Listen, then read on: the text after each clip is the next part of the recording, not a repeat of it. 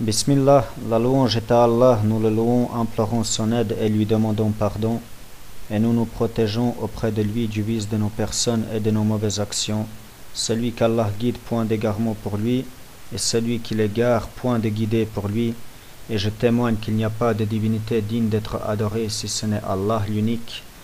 Et je témoigne que Muhammad sallallahu alayhi wa sallam est son esclave et messager. La dernière fois, nous avons parlé de l'amour en Allah, c'est-à-dire s'aimer en Allah entre musulmans. Et maintenant, nous allons voir quels sont les signes de celui ou de ceux qui aiment Allah. Les signes de celui qui aime Allah. Parmi les signes d'une personne qui aime Allah, il y a le fait qu'il fasse devancer tout ce qu'Allah aime sur ses propres passions, ses désirs ou bien ses envies. Abu Muhammad Abdallah ibn Armin ibn al-As rapporte que le messager d'Allah sallallahu alayhi wa sallam a dit: nul d'entre vous ne sera véritablement croyant tant que ses passions ne seront pas soumises à ce avec quoi je suis venu. Nul d'entre vous ne sera vraiment croyant tant que ses passions ne seront pas soumises à ce avec quoi je suis venu. Allah il a dit dans un verset: juge donc en toute équité parmi les gens et ne suis pas la passion, sinon elle t'égarera du sentier d'Allah, car ceux qui s'égarent du sentier d'Allah auront un dur châtiment pour avoir oublié le jour des comptes.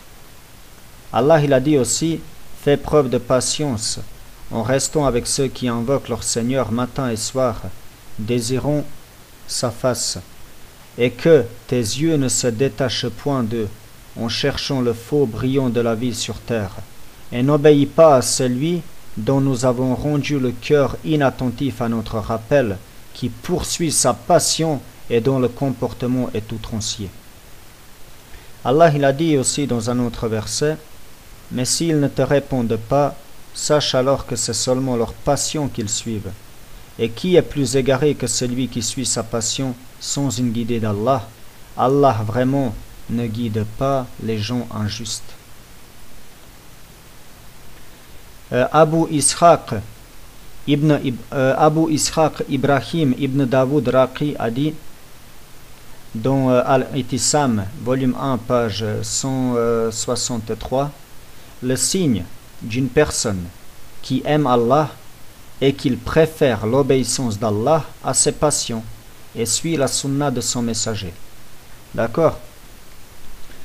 Donc on voit comme signe quelqu'un qui va préférer obéir à Allah plutôt que de suivre ses passions. Ça entre aussi dans le combat contre le shaitan.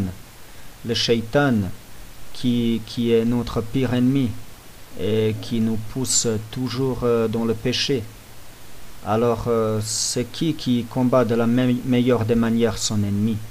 Eh bien, c'est celui qui ne va pas céder. Et le shaitan, étant donné que lui, son but, c'est pas de nous tuer ici-bas, c'est pas de nous prendre un bien, c'est pas de nous faire du mal, c'est de nous mettre en enfer, subhanallah. C'est vraiment de nous plonger en enfer. Et il est notre pire ennemi que vous pouvez trouver sur la terre. Alors la meilleure des manières pour le combattre, eh bien, c'est de ne pas lui obéir quand il nous demande de faire des péchés ou quand il nous incite à faire des péchés. Ensuite, une autre chose qui a été citée, c'est le fait de suivre la sunna du prophète sallallahu alayhi wa sallam. D'accord? Donc, préférer l'obéissance d'Allah à ses passions et suivre la sunna de Muhammad sallallahu alayhi wa sallam. Parmi les signes de la véracité de l'amour pour Allah, il y a le suivi de la sunna. Allah il a dit dans son livre: dit, si vous aimez Allah, suivez-moi et Allah vous aimera. Si vous aimez Allah, suivez-moi et Allah vous aimera. Al-Hassan al-Basri radiallahu anhu a dit: le signe d'une personne qui aime Allah est le suivi de la sunna du messager d'Allah. Le signe d'une personne qui aime Allah est le suivi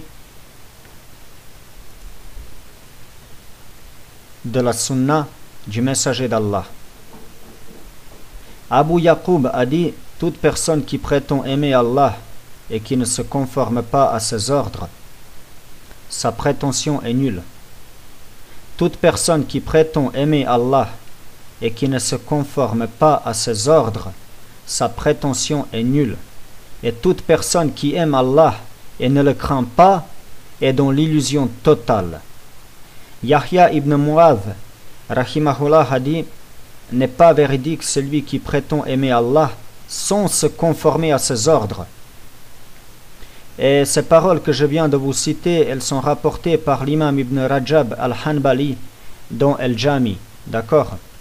Parmi d'autres signes de la véracité de l'amour pour Allah, c'est un verset où on voit des caractéristiques que Allah il a mentionnées. Le verset, c'est le suivant. Écoutez bien. Ô les croyants, celui d'entre vous qui apostasie de sa religion, Allah fera venir un peuple qui l'aime et qui l'aime, modeste envers les croyants et fier et puissant envers les mécréants, qui lutte dans le sentier d'Allah et qui ne craignent le blâme de personne. Donc, Allah il a mentionné 4 qualités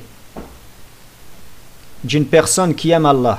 4 qualités d'une personne qui aime Allah. Modeste envers les croyants, c'est la première chose.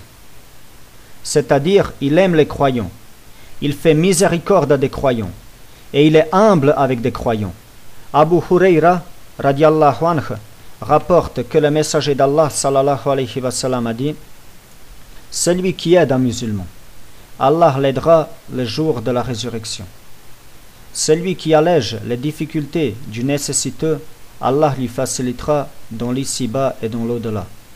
Jusqu'à sa parole, Allah pourvoit aux besoins de son serviteur tant que celui-ci pourvoit aux besoins de son frère. C'est un hadith authentique rapporté par l'imam Muslim. Et dans un autre hadith aussi authentique rapporté par Al-Bukhari et Muslim, donc c'est Abu Hurayra aussi qui rapporte que le messager d'Allah sallallahu alayhi wa sallam a dit: prenez garde des préjugés qui sont trompeurs. Ne cherchez pas à vous immiscer dans ce qui ne vous regarde pas. Ne vous espionnez pas, ne vous rivalisez pas, ne vous enviez pas, ne vous détestez pas, ne vous détournez pas les uns des autres, et soyez tous des serviteurs d'Allah, unis par la fraternité, comme il vous l'a ordonné. Le musulman est le frère du musulman, il ne l'opprime pas, ne l'abandonne pas, et ne le méprise pas. Une autre caractéristique citée dans ce verset: fier et puissant envers les mécréants, c'est-à-dire ils font preuve de dureté envers les mécréants et ils ne se rabaissent pas devant les mécréants. Être dur envers les mécréants et ne pas se rabaisser. Mais là, j'aimerais quand même préciser quelque chose, c'est que si vous prêchez quelqu'un à l'islam, il ne faut pas confondre la dureté et ne pas aimer quelqu'un pour la religion à laquelle il appartient et se rabaisser à lui à cause de la religion à laquelle il appartient. Il ne faut pas confondre cela et avoir le bon comportement. D'accord? Et parler convenablement aux gens. C'est deux choses complètement différentes. Certes, la dureté envers les mécréants est une qualité, mais le bon comportement, quand on prêche quelqu'un, c'est aussi une qualité. Et il ne faut pas confondre ces deux choses-là.